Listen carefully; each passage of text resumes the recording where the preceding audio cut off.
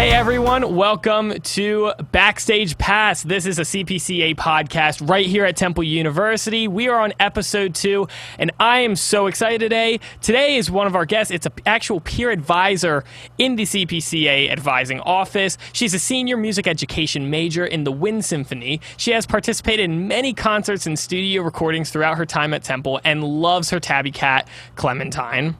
We are so excited to have Mary Connor on with us today. Mary, how are you doing? Thank you so much for having me, both of you. I'm doing great today. How are you guys? That is awesome. Trying my best and, going through it, and everything's pretty good, I must say. That's good to hear. Woohoo. That's right. Just taking it day by day, That's right. First things first, gotta ask, Clementine, I love cats, and how long have you had her? Her gotcha day is actually coming up, our 1-year anniversary of having her. We got her, there was a big convention out in Oaks in December of last year, and that's when we got her. Oh, that's awesome. Oh, no way. Wait, sorry. I just have to ask, Oaks, like Pennsylvania? Yeah. Was it at like the Expo Center? Yeah, that's exactly where it was.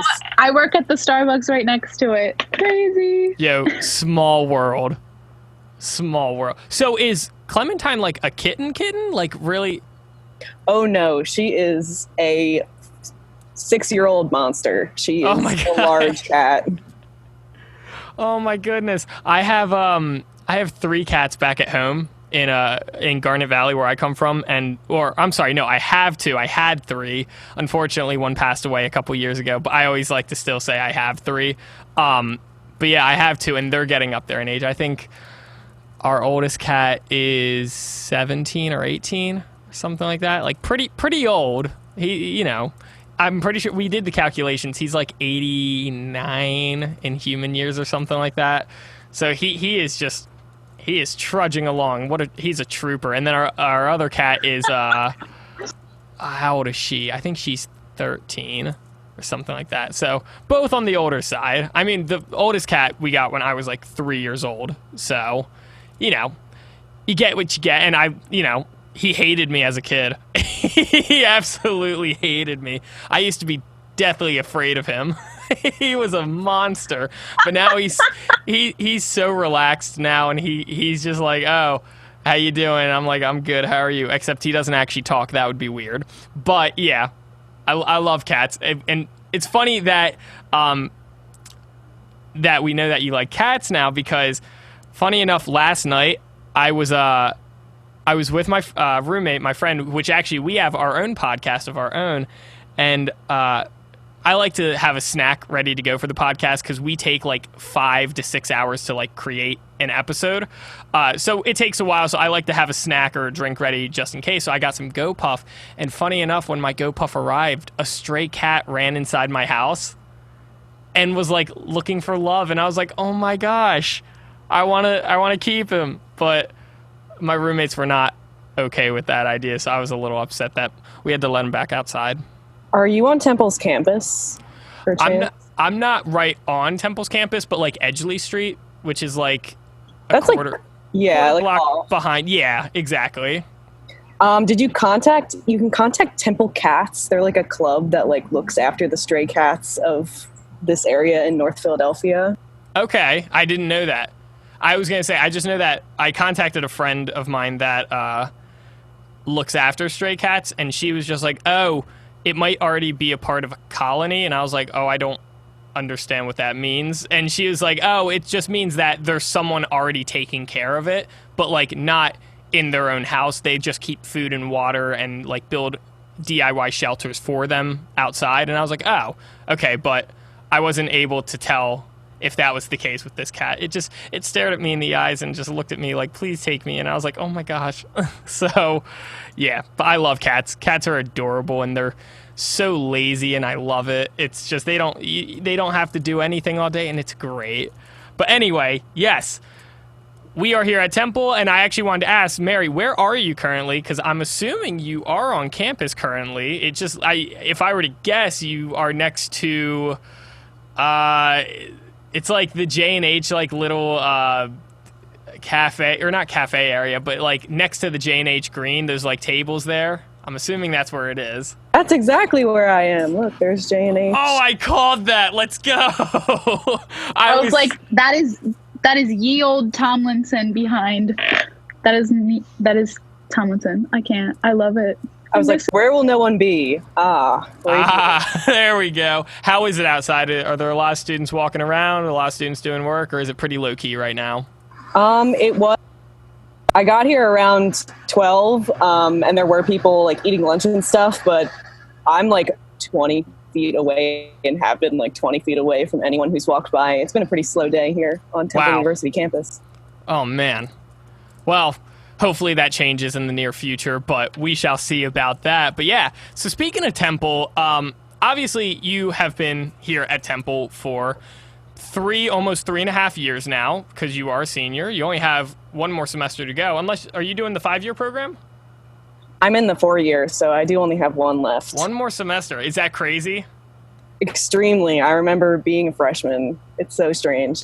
Do you have a favorite freshman experience that you just think back now and you're just like, oh man, that was so cool, or like, oh man, that was so weird, or why did I do that, or man, I really wish I would have done that? I think the highlight of my freshman year, which I feel like will surprise some people listening, was probably being in the marching band, just because it was my only year that I actually did it. I never went back. But just like everything that we did with the marching band is like my favorite memory. We went places. We went to Florida. Oh, wow. Just like meeting new friends, hanging out with them all the time. It was a lot of fun. Oh, that's neat. I've always wanted to join the marching band, but I'm not like talented at any marching band instruments. So I was just like, maybe not. Maybe if I like joined like percussion and did like cymbals, maybe I could do that. Maybe. I don't know. Somebody might teach you. The section leaders, I live with one of the section leaders, and she teaches people how to play her instrument if they want to join. Nice. I might have to consider that just for one semester. That's so cool. That's awesome. Oh my God. Is there, out of all the semesters here at Temple, is there like a favorite class or professor that you've had that you've just been like, I totally get this, or I totally love this, because I know a lot of students that are either freshman or sophomore, like, are always looking for like, oh, who are like good professors, or what class has been like really fun, like stuff like that. So I'm curious to know, like, from your perspective, what's a class that you've taken where you've just been like, this is the best class ever? I've really loved all of my music ed classes. I feel like every single one, I've been like, yes, this is why I'm here, to teach music. But I think the one that surprised me the most was probably, we call it teaching general music, and it's one of our capstone courses. It's where you learn how to teach general music, which is the stuff that you might remember from like elementary school, like playing music games and dancing and all of that. Of course. Mm-hmm. And just like how much thought goes into the lesson planning of those lessons, because you kind of, on one hand, are thinking, it's just little kids and they're just kind of singing and dancing and making friends. But there's like a lot of like development considerations to take in.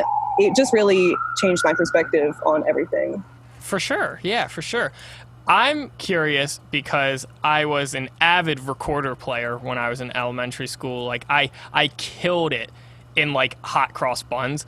And I'm curious, in your music ed classes, and specifically I guess for this general music education, how important is the recorder?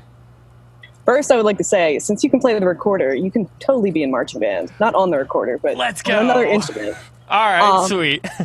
And yes, they do teach us. They give us the recorder in the class that comes before this, which is called Music Learning Development, and you kind of work on it in that. But then it comes back in teaching general music, and you get to learn how to lesson plan for it. That's right.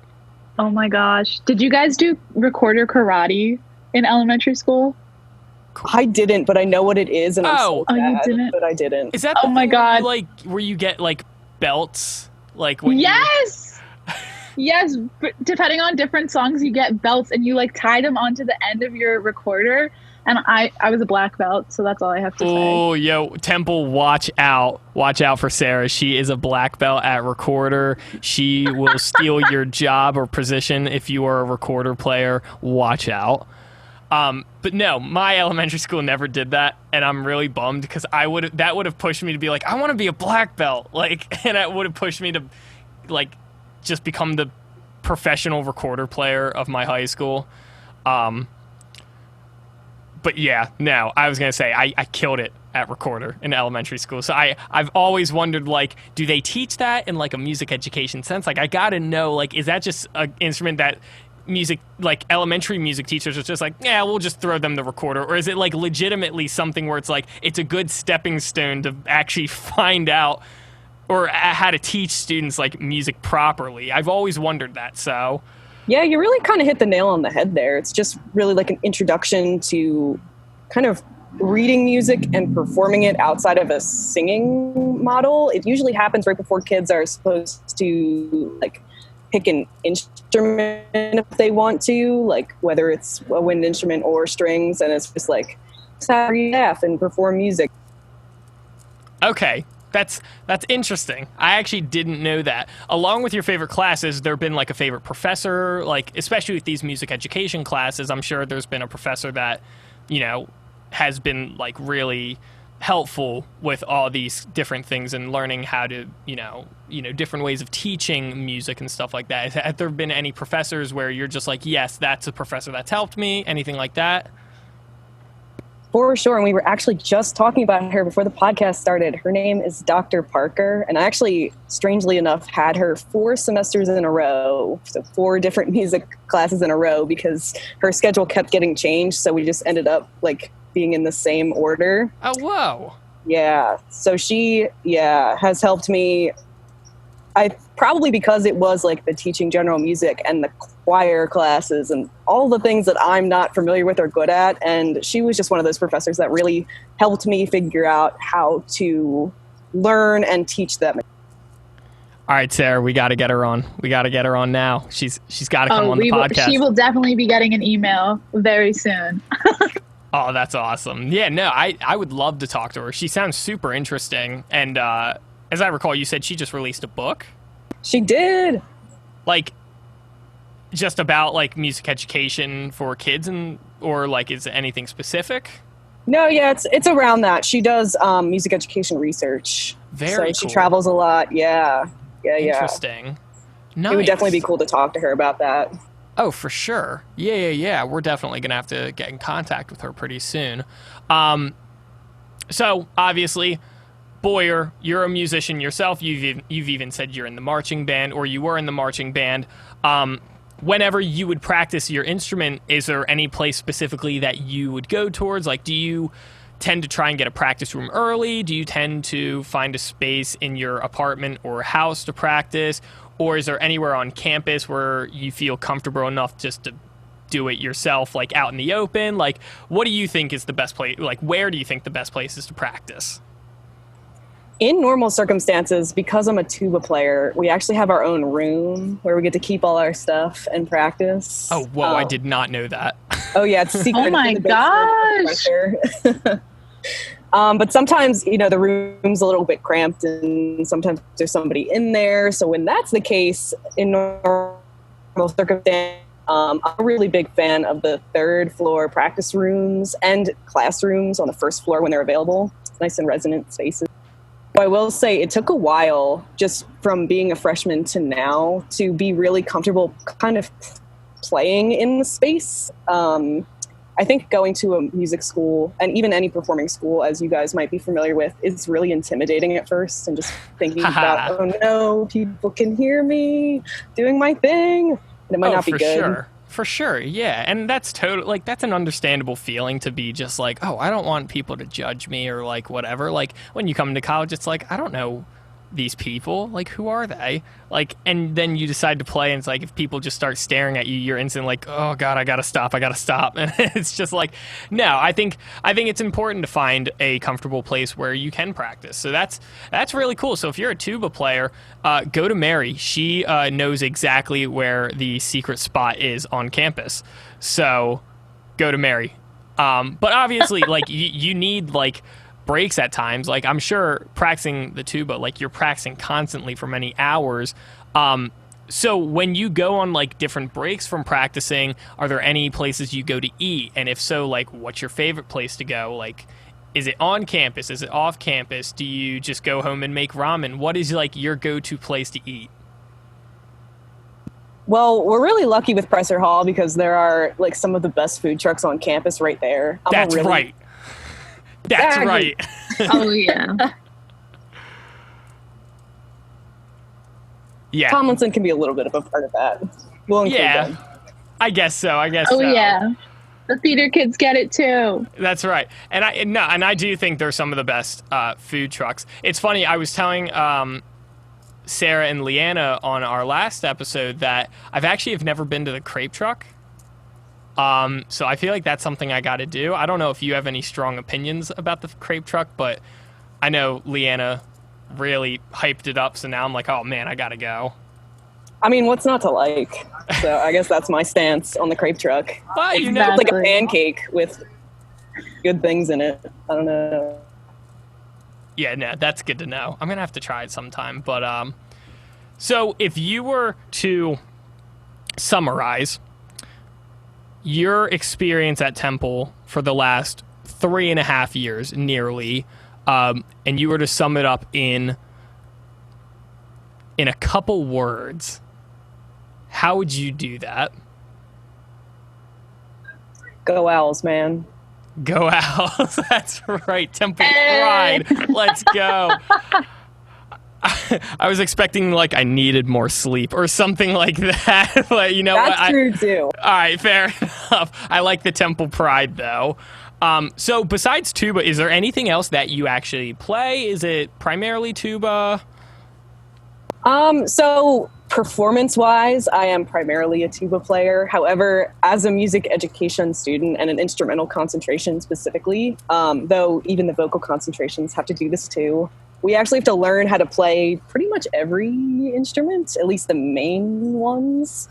So I have some like working proficiency on most band and string instruments. And I teach private lessons for euphonium too, so I'm like okay at that. Okay, very cool, very cool.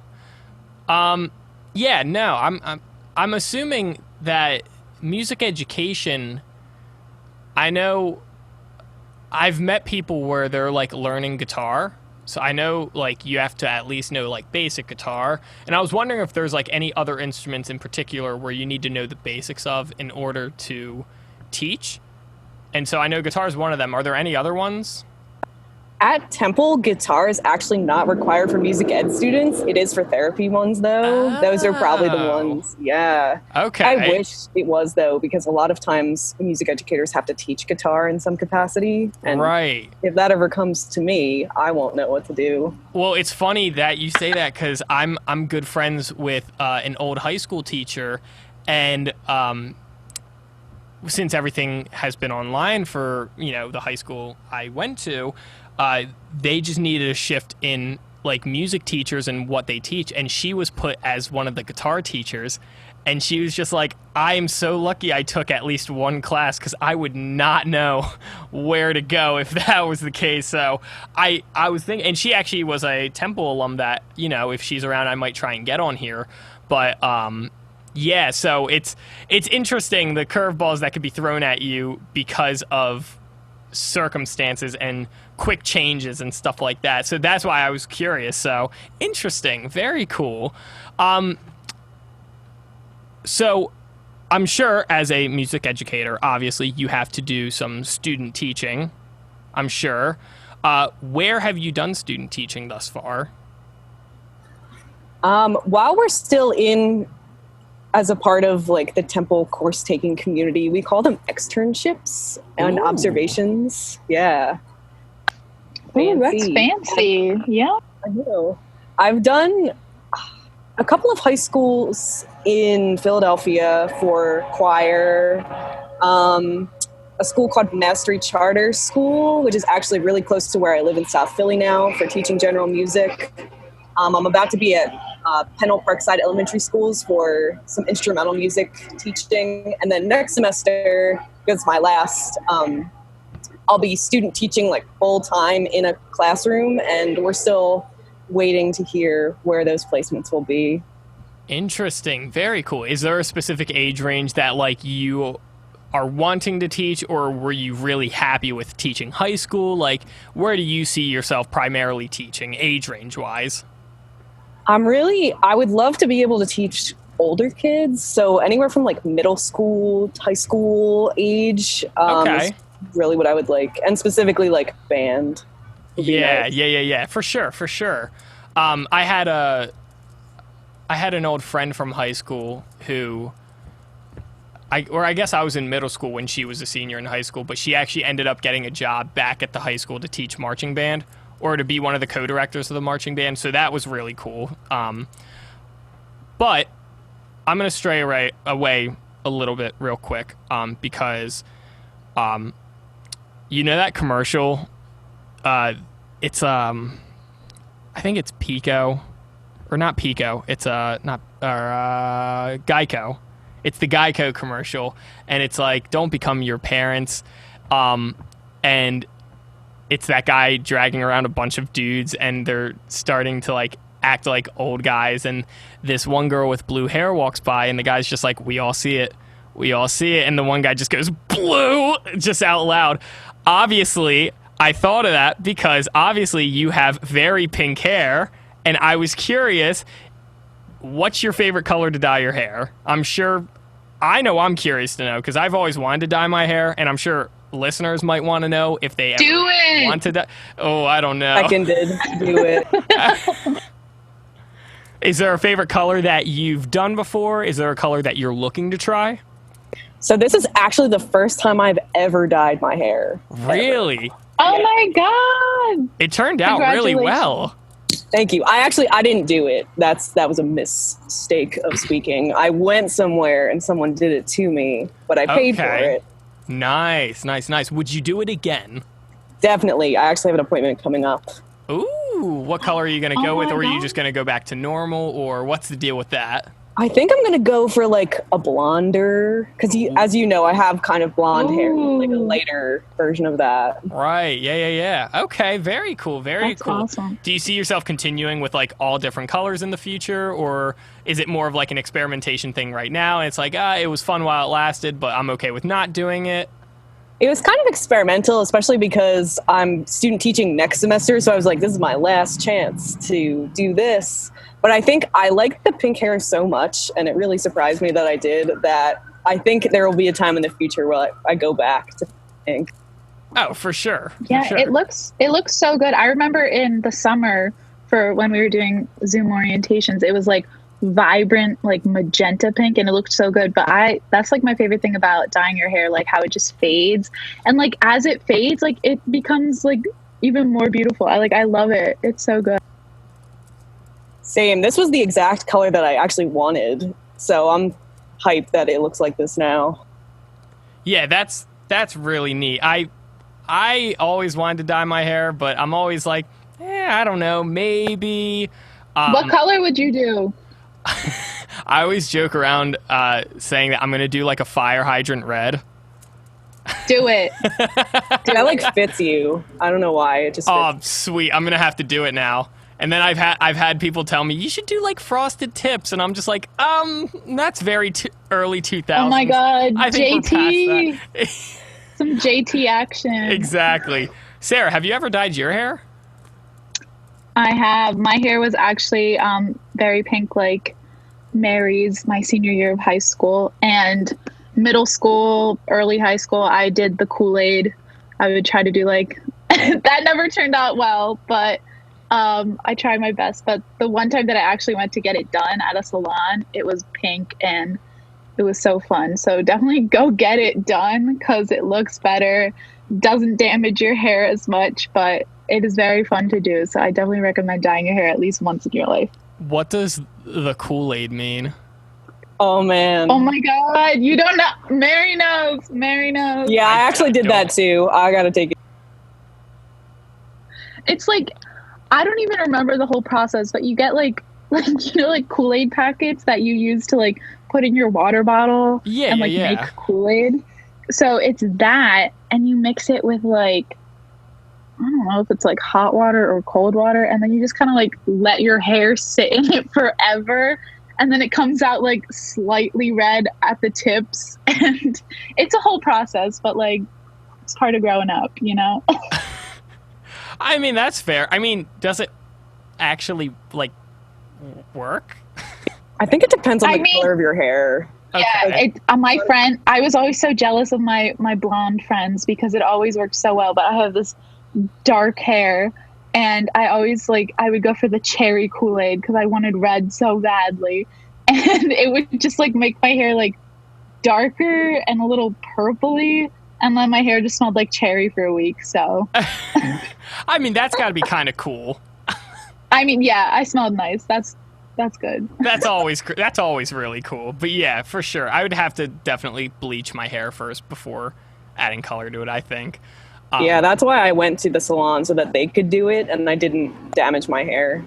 Exactly. That's the way to go. Well, there you go. Now you guys are just tempting me. Maybe I will dye it, and I'll just surprise everyone for the next episode. So we talked about your cat Clementine, who sounds like a sweetheart, but I gotta know, are there any other animals that you love besides cats? That's a good question. Oh man, I have at my parents' house. They have a dog who I like. I like her. So we'll say cats and dogs. Okay, what kind of dog? She's a puppy. She's a mini Labradoodle. So she's like really fuzzy and cute and blonde. Aww. Oh, are those the ones that look like the teddy bears? A little bit, yeah. They're like curly and like tiny. Oh my god, they're so cute. They're so adorable. I love dogs, but I feel like everyone around me hates dogs, and I'm like, that's such a sin. How could you hate dogs? I prefer cats. Oh my I god. don't hate dogs. Yeah, like, I think cats are nice because they're pretty low maintenance, and I think that's why I really like them. But dogs are just like really fun, and I don't know how you could really hate that. I mean, it's just, I don't know. It I bothers me. think for lazy people. Yeah, maybe I'm for calling myself out here for being lazy. Just like, oh god, like you got to put them on a leash and you got to walk them. And cats, you True. just change a little. They're very high maintenance. Like, I love my dog, but like if you don't play with him every like 5 minutes, he gets very angry and starts barking. So Oh my gosh. Yeah, no. I feel like since I'm usually pretty high energy, I could probably match that of a dog, and just, I think I'd be good with dogs, but I've never actually had a dog, so I wouldn't know. But you know, yeah, cats are cool too, because I feel like cats pick and choose who they love, and I've noticed that very much so, because when I was a kid, I didn't get any love from my cats, and now that I'm older, and they're older too, we kind of have that mutual agreement of, if you're cool with me, I'll be cool with you, and now we're cool with each other whenever I see them. So it's weird. I like speak cat. Yes, it's always such a good feeling when a cat like comes up to you to be pet. It's like, yes, Oh, yeah, I earned this. It's a great feeling. Or when they jump up, like either right next to you while you're sitting on the couch, or literally right on your lap and just lay down. It's the best. Although I could definitely see myself being one of those people that, like, when I get older, I live by myself and I have 3 cats and I'm just petting one at all times while watching TV in like a recliner chair. I could see that being me that is the dream. I hope that's me. That's the dream. That's why I'm here at Temple right now. It's to get the dream. That's right. The Temple dream. There you go. Quote that now. The Temple dream from Ben Masholi is to have a cat sitting on your lap in a reclining chair while watching TV. At all times. At all times. Yes, exactly. At all times. At all times. That's the kicker right there. At all times. Yeah, I love cats. But, Mary, you are a peer advisor in the CPCA advising office. How long have you been an advisor or peer advisor? I've been a peer advisor since my sophomore year here. So like into the summer coming into my sophomore year. So then this is the start of your 3rd year then. Mm-hmm. Oh Wow. my gosh. No wonder she has all the answers. But yeah, anyway, so this would be your third year of being an advisor or peer advisor. How has it been being like a student worker? Like, has that shaped how you are as a student? Has it helped you with scheduling? Like, how has it happened for anyone that might consider doing some student work here at Temple? Yeah, this absolutely changed my experience as a student. I didn't know what DARS was, and I didn't know like really how to register for classes or all the cool things that the TU portal has just hidden away until I worked here. And now I feel like I can be a resource to myself and my friends just when it comes time to register, be meeting with advisors, majors, minors, stuff like that. For sure, for sure. And is there like a favorite memory with the advising office that you've had so far when working there?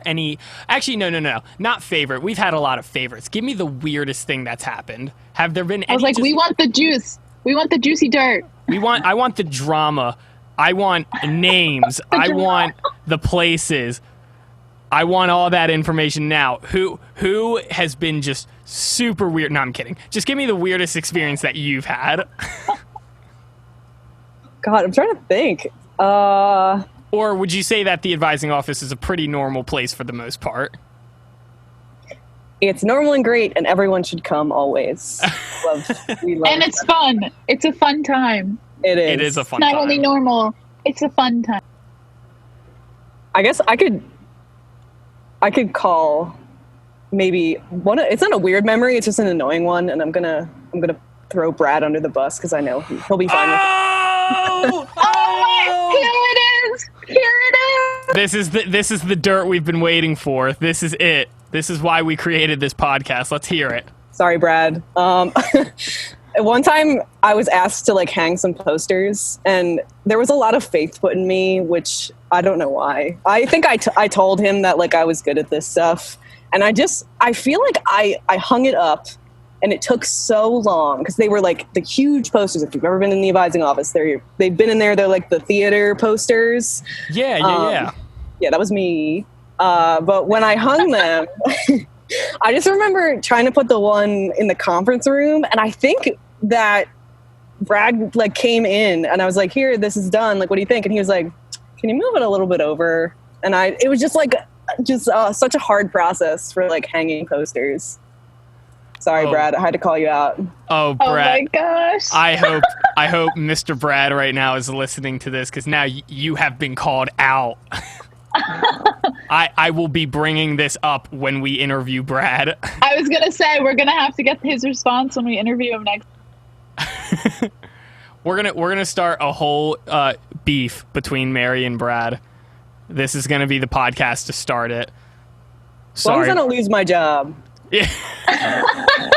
You only got one semester left. Lay it all out there. Yeah, just True, go. now's the time. Yeah, pedal to the metal. Let's get it, guys. This is it. Oh man, but yeah, that's funny. I don't know about Sarah, although Sarah, you told me you just started this past summer in the advising office, like I have. Yeah. Okay, so like we have no experience working in the actual advising office. Is it like super different? I think so. I think just like working behind the desk, which is like it's really our main job under normal circumstances, is very different from anything that we've done on the online platform. Okay, got it. Yeah, because I know, that's like why I applied. I was like, I want a desk job. I want a little desk. Like, and now it's just virtual. Yeah, exactly. But yeah, I guess for anyone that is like interested in working in the peer advising, section of the advising office, there you go. Sounds like a great time. You might get harassed by Brad. We're not really sure. Oh my God. If he asks you to hang a poster, just say no. Just say no. There you go. Brad called out. Boom, roasted. I don't know. That's great. And I'm really excited to see where you go. You only have one more semester after this, which is crazy to think about. It just puts in perspective how fast college really does go by. With that said, I think it's time to start our game. Oh no. Oh Here no. we go. So hold Do on. we have the timer ready? I'm getting it up right now. I'm so scared. You guys have just been talking about the game like this The whole game. time. I don't know what it is. It's serious. That's what it is. It's very serious. So I hope you prepared. So I'll explain it like this. So we have a timer, which I have it set up on my phone here, and you're gonna see it on the screen somewhere down here. I'll put it up on the screen. So the game is This or That Temple Edition. So it's like the game Pepsi or Coke. And you just got to choose between one. The kicker is this time. Last time when we did it with Leanna, we had her say it, and then if she wanted to explain afterwards, she could. This time around, we're not giving you the chance to explain until afterwards. So you have 60 seconds to answer the question, which should be pretty easy. But some of these you do get tripped up on, and you got to think about it for a minute, so you got to be quick when thinking. But I'm going to let Sarah take the reins in asking you the questions. Alrighty. So we're doing 60 seconds for all these questions, or just 60 one at a time? Oh, for all of them.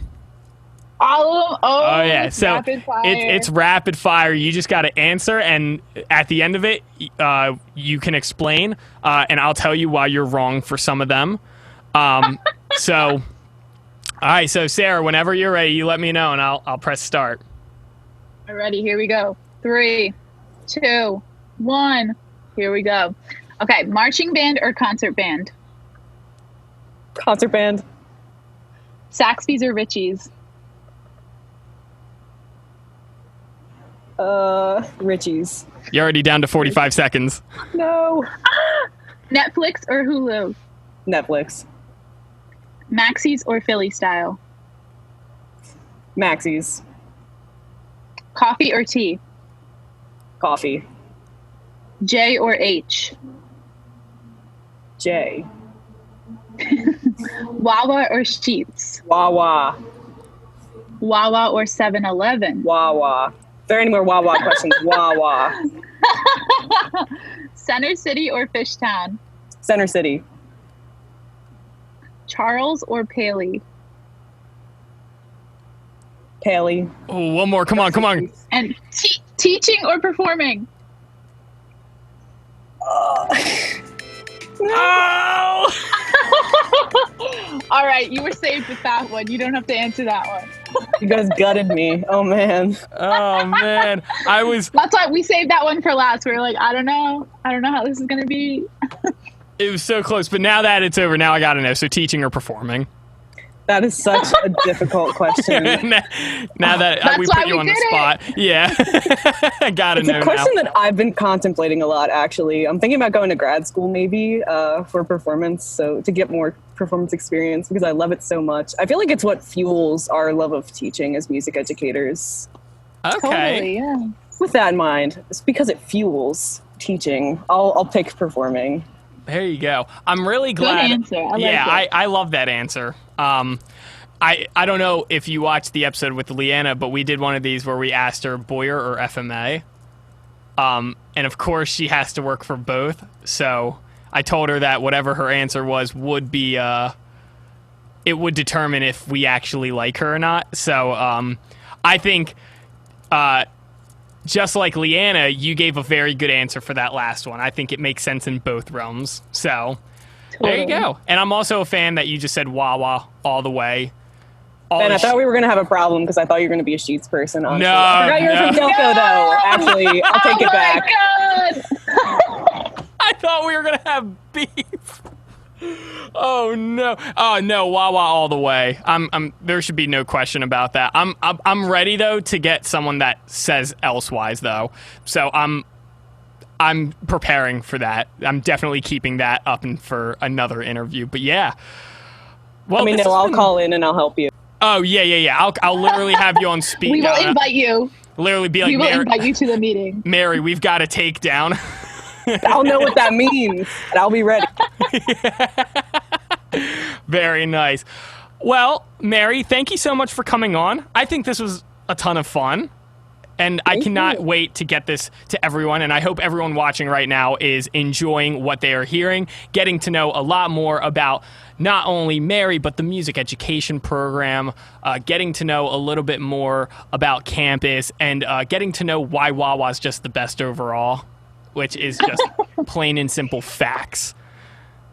But yes, once again, I would like to thank all of you for listening. I would like to thank Sarah for being my co-host and doing an awesome job. I said this last time, and I'll say it again. She is the backbone for what we do, and I couldn't do this without her. Stop. Oh, shush. Anyway, my name is Ben. I'm your host here for Backstage Pass, a CPCA podcast, and we will see you all next episode.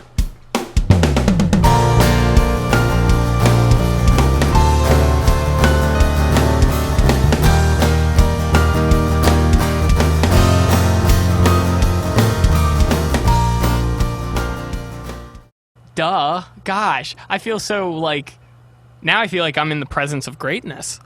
Like, I feel like I know. We're like newbies. I feel like I could learn my God. so much. I don't know. Oh no, did Mary freeze on? Oh, there she is. She's back. But yeah, so I gotta know, Mary. Sorry. All good, all good. I think she's still with us, right? Mary, are you there? Luckily, we can edit this in post. Exactly. I know.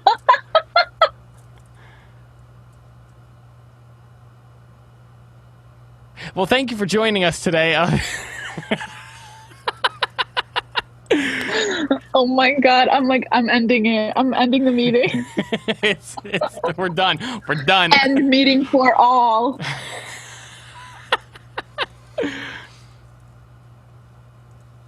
Oh, there she is. Are you there? Yeah. She's back. Or no, maybe not. Wait, I'm here. Okay, no, yeah, you're here. You're here. All right, sweet, sweet. Luckily, I was just telling Sarah that we would edit that in post. Awesome. Or keep it in. Keep it in for the blooper reel. Keep it in for the blooper reel. That's what I'm This talking can be about. part of the intro, like the tiny one that you put on Yes, no, Instagram. this is it. This is the intro. Find out where Mary went. Where did she go? Well, the world may never know.